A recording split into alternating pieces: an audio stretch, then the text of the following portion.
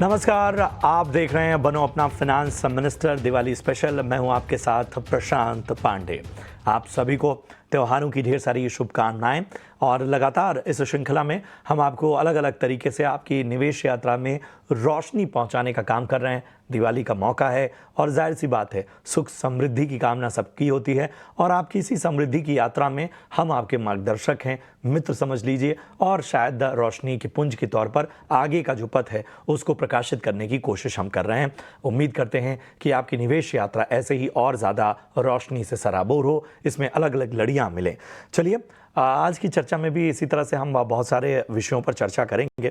सबसे पहले बता दें कि आज की चर्चा में क्या होगा ख़ास। तो सबसे पहले आज हम जो चर्चा करने वाले हैं वो, चूँकि हम दिवाली पे घर की सफाई करते हैं, तो हमने सोचा कि भाई साहब ज़रा पोर्टफोलियो की भी थोड़ी क्लीनिंग हो जाए, थोड़ा उसे भी चमकदार बना दिया जाए, थोड़ा उसमें भी रोशनी फैला दी जाए। तो इस पर आज चर्चा करेंगे। इसके अलावा आपके सवालों को तो हम शामिल करेंगे ही, और साथ ही आपको बताएंगे कि कैसे आप अपने निवेश से करोड़पति बन सकते हैं। तो बहुत सारे जो चाहे चर्चाएं हम आपके लिए लेकर आएंगे।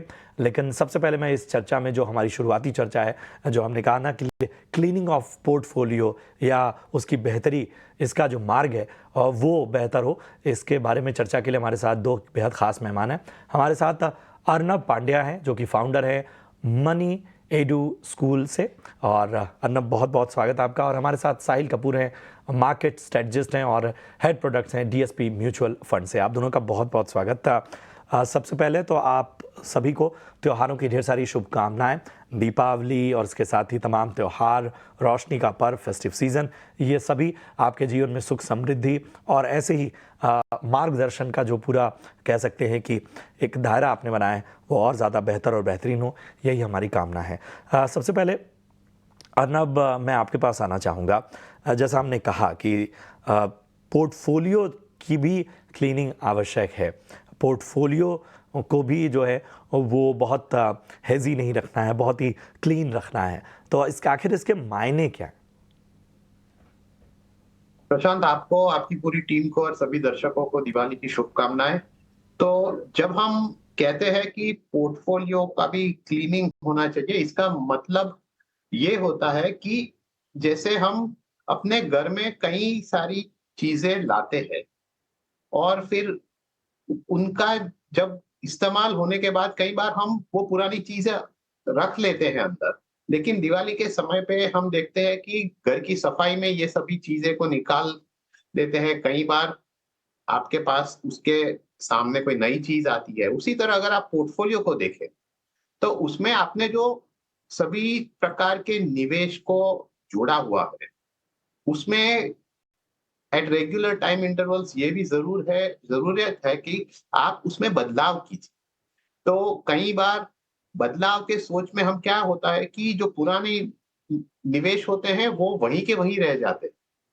उसमें हम उसे बेचने में तकलीफ करते हैं। तो ये एक समय होता है जब आप ये अपने पोर्टफोलियो को पूरी तरह से क्लीन कर दें और एक जो आपको चाहिए उसमें आप एक्सपोज़र लें। क्योंकि इसमें ऐसा भी होता है कि तुम्हारे पोर्टफोलियो का जो वैल्यू है, जो इस प्रकार के निवेश में पड़ा हुआ है, जो आपके लिए ज़रूरी नहीं है या उसका आज वैल्यू नहीं है आपके लिए अपने पोर्टफोलियो में, तो वहाँ पर जो रकम आपने रखी हुई है, उसका आप बेहतर इस्तेमाल कर सकते हैं। जो फाइनेंस में हम कहते हैं ना कि अपॉर्च्युनिटी कॉस्ट है, कि उसको बेहतरीन तरीके से आप निवेश करें ताकि आपके लक्ष्य पूरे हो। यही एक बेसिक फीचर है। कैसे करते हैं उसकी एक अलग प्रक्रिया होती है। क्रिया पे भी आएंगे। और आपने एक शब्द दे दिया, अपॉर्चुनिटी कॉस्ट। और मैं ये मान के चल रहा हूँ बहुत सारे जो नए निवेशक होंगे, मैं हमेशा मान के चलता हूँ कि जब भी हमारा शो देख रहे हैं दर्शक, उसमें एक बड़ी तादाद नए निवेशकों की होती है जो शायद मार्केट के इन टर्म्स से उतने परिचित नहीं होते।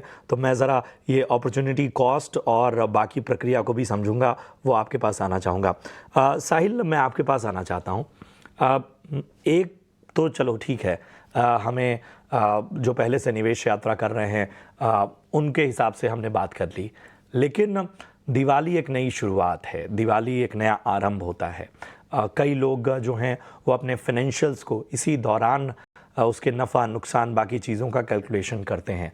ऐसे में आम इन्वेस्टर के लिए ये जो मौका है दिवाली का, क्या ये एक इम्पॉर्टेंट मौका है, वो भी एक ऐसे बाज़ार में जहाँ पर बहुत सारी चीज़ें, लोगों को इन्फॉर्मेशन बहुत आ रहा है कि साहब यहीं पे ज़रा तराजू लेके तौल लिया जाए, क्या हमारे लिए सही है, क्या गलत है, और वो पैमाने क्या क्या हैं जिनके बारे में सोचना चाहिए। जी। सबसे पहले आपको दीपावली की बहुत बहुत शुभकामनाएं और आपके दर्शकों को भी। देखिए, दीपावली में एक इम्पोर्टेंट मैसेज है। यहाँ पे अगर श्री राम अपने घर लौट के आए हैं तो हमें ये देखना चाहिए कि हमें भी अपने गोल की तरफ बढ़ना चाहिए। और दीपावली का एक समय ऐसा है जहाँ पे आप बैठ के एक बार सोच सकते हैं कि आपने किस गोल से निवेश करना शुरू किया था और क्या वो गोल की तरफ आप बढ़ रहे हैं। और जनरली हमने क्या देखा है कि जब भी एक अच्छा बाजार आता है, एक बाजार में तेजी का माहौल होता है, तो हमारे पोर्टफोलियो में बहुत सारे स्टॉक्स और इन्वेस्टमेंट्स इकट्ठे हो जाते हैं। और उनमें से कई ऐसे इन्वेस्टमेंट होते हैं जिनकी शायद हमारे गोल से कोई लेना देना ना हो, और वो इसलिए एकत्रित हो जाते हैं क्योंकि हमें लगता है कि ये शायद सबसे बड़ा अगला इन्वेस्टमेंट बनने वाला है, तो हम उसे इकट्ठा करते रह जाते हैं। तो शायद ये वो टाइम है जहाँ पे आप एक अपना पोर्टफोलियो रिव्यू कर सकते हैं। सारे स्टॉक्स को या फिर सारे इन्वेस्टमेंट्स को आप ध्यान से देखिए, क्या वो अलाइंड है या नहीं, और क्या पैरामीटर्स देखने चाहिए। मुझे लगता है कि सबसे पहले आपको ये देखना चाहिए अपनी अलाइनमेंट, गोल अलाइनमेंट। दूसरा, आपको देखना चाहिए कि क्या आपके जितने भी निवेश हैं, क्या उसमें से किसी भी निवेश के लिए आपने ज्यादा पैसे दिए हैं, क्या ज्यादा दामों में खरीदा है, और अगर ज्यादा दामों में खरीदा है तो क्यों खरीदा है। आई थिंक निवेश का ये सबसे बड़ा मूल मंत्र है कि अगर आपने कुछ महंगा खरीदा है तो आपके फ्यूचर रिटर्न, आने वाले रिटर्न शायद कम रहेंगे। तो ये पैरामीटर सबसे इंपॉर्टेंट है अपने हर एक निवेश को जज करने के लिए कि उसकी लाइफ साइकिल में वो कहाँ पे है और आपने क्या पैसा, क्या मोल में वो निवेश खरीदा। बिल्कुल, तो ये बड़े काम की बातें हैं जो शायद इतनी स्थिरता से हम इस दिवाली के मौके पर ही ज़्यादा बेहतर तरीके से समझ पाते हैं। अर्नब सर, जैसा मैं कह रहा था, आपने अपॉर्चुनिटी कॉस्ट की बात की, नए निवेशक इसे किस तरह से समझें, ज़रा इसे आसान भाषा में बताइए। और दूसरा ये है कि आम तौर पर रिस्क कैलकुलेशन क्या किया जाए, कितना इम्पोर्टेंट होता है? देखिए, अपॉर्चुनिटी कॉस्ट अगर हम आसान भाषा में कहें तो देखिए, आपके पैसे जो होते हैं उसको आप या तो एक जगह पे निवेश कर सकते हैं या दूसरे जगह पे निवेश कर सकते हैं, यानी कि आपके पास चॉइसेस है। अगर आपने एक जगह पे निवेश कर लिया तो आप जो दूसरा निवेश है वहां पर आप कर नहीं सकते, तो वहां का रिटर्न आ नहीं सकता। तो पॉइंट यही है कि आपके पैसे को कमाना है, और अगर जहां पर आपको कमाई दिख रही है वहां पर आपको पैसे लगाना है, ना कि कोई ऐसी जगह पड़ी रहे जहां पर आपके खुद के विचार के कारण वो पैसा कमा ना सके। जैसे कि फॉर एग्जांपल देखिए, जब बाजार की तेजी में काफी सारे shares, mutual funds, equity mutual fund, ये सभी ऊपर जा रहे होते हैं, खास करके शेयर्स में, तो क्वालिटी पे ध्यान कम होता है लोगों का, क्योंकि सब कुछ चलता है तो आपको लगता है कि नहीं, ये मैंने जो खरीदा वो अच्छा ही करेगा। तो उसमें से अगर आपके पैसे वहां पर फंस गए हो, तो ये देखने के बजाय कि मेरा कॉस्ट क्या था और वो कॉस्ट जब तक आएगा नहीं तब तक मैं बेचूंगा नहीं, इसके अलावा आपको ये देखना चाहिए कि क्या ये जहां पर मैंने निवेश किया है उसमें पोटेंशियल है आगे बढ़ने का क्या नहीं। क्योंकि आपने अगर ज्यादा उसके लिए भाव दे दिए which is not backed by fundamental, यानी कि उसकी कमाई वो अगर जस्टिफाई नहीं करती है, तो शायद आपको अपना निवेश बदल के कहीं और जाना चाहिए। तो यही है कि अगर आपने ये पैसे एक जगह पे डाले हुए हैं, वहां पर कोई रिटर्न नहीं आ रहा है, उसके अलावा अगर आपके पास अपॉर्चुनिटी दूसरी जगह पे है, तो वो पैसों का अच्छा इस्तेमाल करके अपने उस पर आप रिटर्न कमाए। आपका दूसरा प्रश्न यह था कि रिस्क पे कितना ध्यान देना चाहिए। मेरे हिसाब से खास करके जब एक बुल मार्केट होता है, तब रिस्क पे ज्यादा ध्यान देना चाहिए। लोग क्या करते हैं कि इस तरह के माहौल में जहां सब कुछ बढ़ रहा है तो वो थोड़ा कॉम्प्लेसेंट हो जाते हैं, यानी कि वो इतना ध्यान नहीं देते रिस्क पे। उनको सिर्फ जो एक्सपेक्टेड गेन्स है वो दिखाई देते हैं, लेकिन आपको पहले तो ये देखना चाहिए कि इसका डाउनसाइड क्या है, क्योंकि उसी तरह से आप एक ओवरऑल रिस्क मैनेजमेंट का जो स्ट्रक्चर है वो कर सकते हैं। जैसे कि फॉर एग्जांपल कोई भी म्यूचुअल फंड लीजिए, उनके पास जब एक फंड मैनेजर स्टॉक सिलेक्ट करता है, कितनी मात्रा में उसको वेटेज देना है, ये सभी प्रक्रिया में उनका एक रिस्क मैनेजमेंट स्ट्रक्चर होता है और उस पे वो ध्यान देते हैं। इसीलिए हम कहते हैं कि जो निवेशक इतने एक्सपीरियंस नहीं है, उनको म्यूचुअल फंड के माध्यम से निवेश करना चाहिए, क्योंकि वहां पर ये जो फंड मैनेजर्स है, वो आपके लिए ये सब काम करते हैं।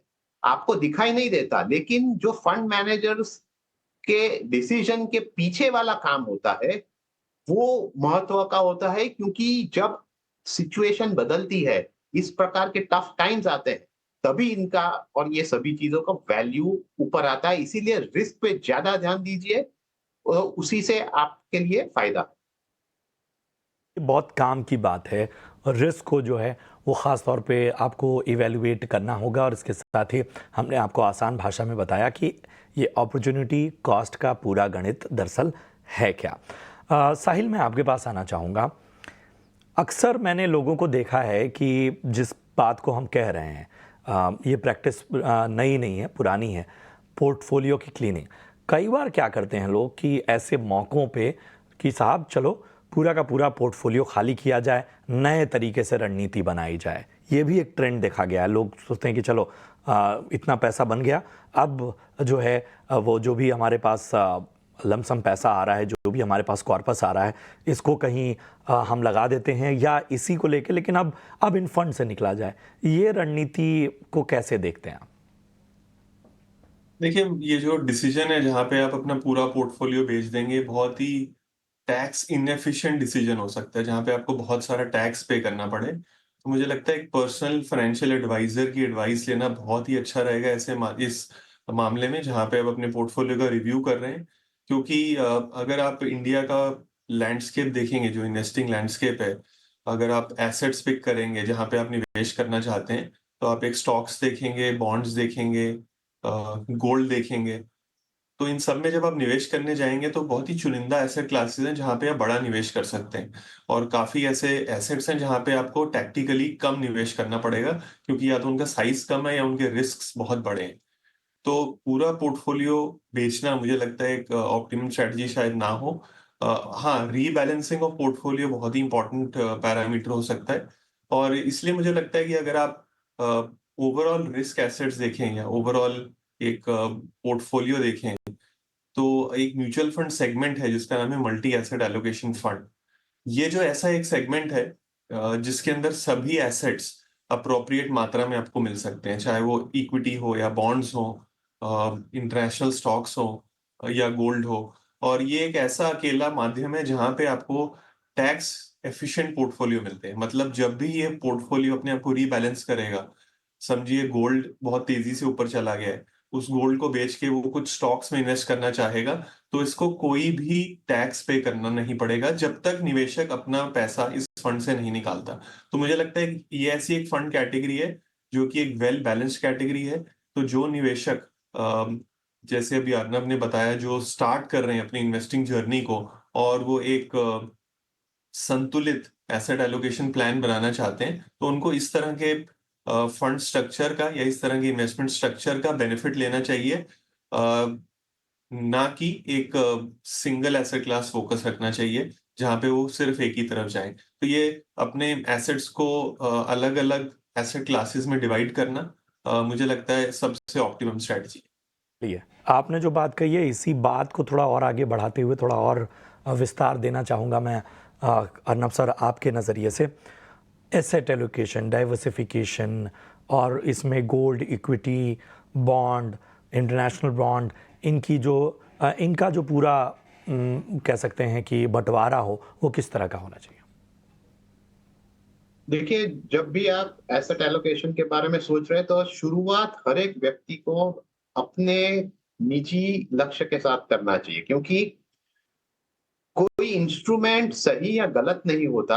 आपको यही चुनना है कि आपके लिए क्या सही, क्योंकि हर एक इंस्ट्रूमेंट की जो अ, उपयोगिता होती है, वो अलग सिचुएशन के लिए अलग प्रकार से होती है। इसीलिए आपको ये देखना है कि आपके सामने एक पूरा प्लेटर है, इक्विटी है, फिक्स्ड इनकम है, कमोडिटीज है, गोल्ड जैसी, फिर आपके पास इंटरनेशनल इन्वेस्टिंग भी है। ये सभी इन्वेस्टमेंट्स आपको किस मात्रा में, किस प्रोपोर्शन में रखने चाहिए।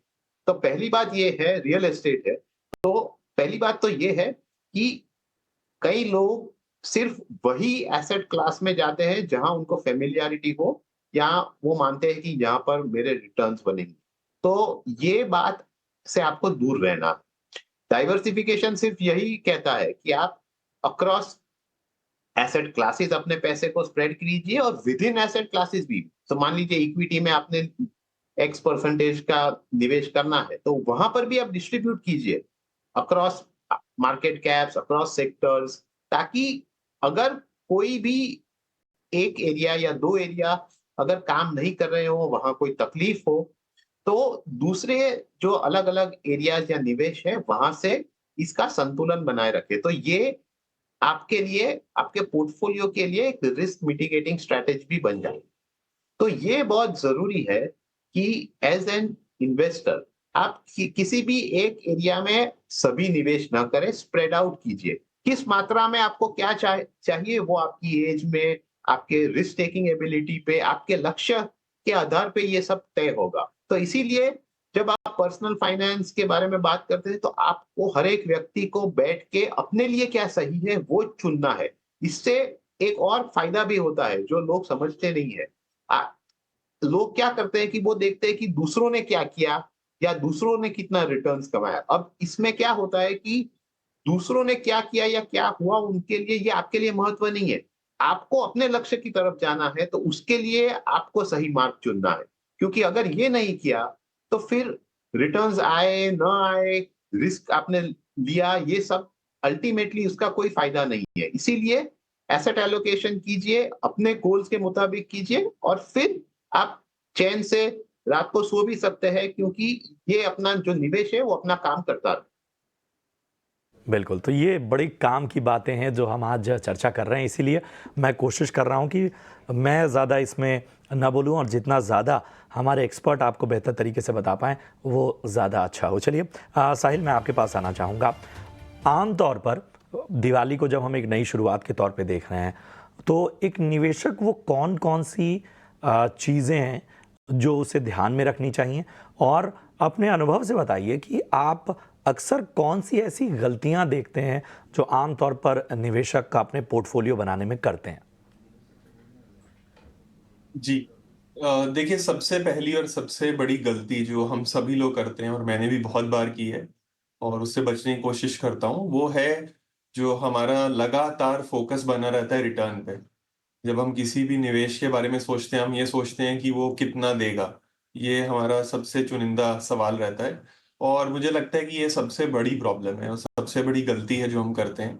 और ये गलती क्यों है? क्योंकि अगर आप कंपाउंड इंटरेस्ट का फॉर्मूला देखेंगे, तो उसमें जो सबसे बड़ा इम्पैक्ट है, जो सबसे बड़ा चेंज आता है, वो आता है टाइम की वजह, समय की वजह से।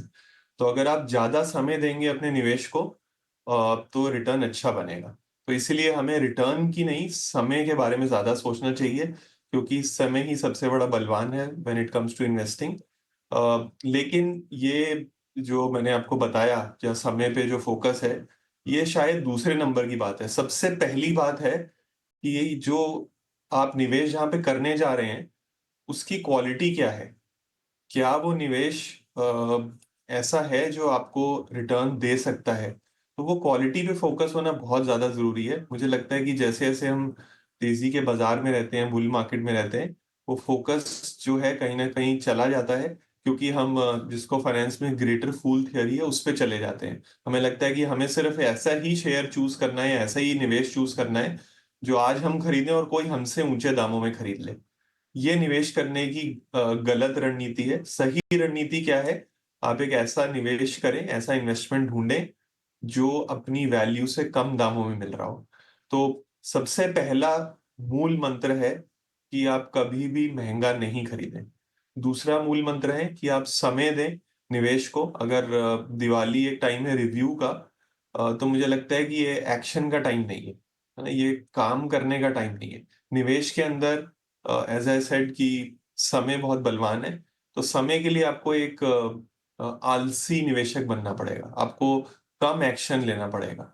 तो मुझे लगता है कि आलस्य का बहुत बड़ा महत्व है। आम जीवन में शायद इसका महत्व उल्टा है, विपरीत है, लेकिन निवेश में बहुत बड़ा महत्व है। तो 3 पॉइंट है। सबसे पहला कि आपका फोकस रहे कि आप महँगा ना खरीदें, ओवर पे नहीं करें। दूसरा, समय पे ध्यान दें, समय को जाने दें। और तीसरा, एज़ आई सेड, काफ़ी आलसी रहें, ज़्यादा ट्रांज़ैक्शन भी नहीं करें और जो समय जो दूसरा पॉइंट था उसको चलने दें। कही तो ये वो तमाम टिप्स जो शायद मेरे ख्याल से आपके बहुत काम आएंगे इस दिवाली। अगर अपनी वेल्थ को लेकर आप ज़्यादा गंभीर हैं, आप बेहतर तरीके से अपनी निवेश यात्रा को आगे बढ़ाना चाहते हैं, तो ये शो अगर आपने मिस भी कर दिया है तो कई मल्टीपल रिपीट्स हैं इसके, वो तो आप देख ही सकते हैं।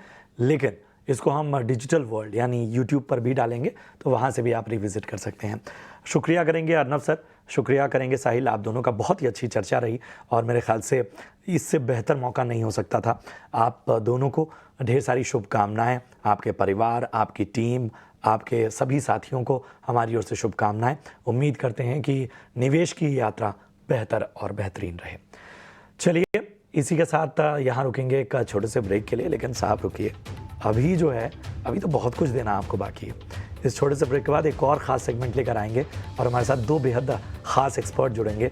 बड़ी दिलचस्प बातचीत होने वाली है और ये भी आपकी पॉकेट और आपकी वेल्थ मेकिंग से जुड़ी हुई है। बने रहिए हमारे साथ।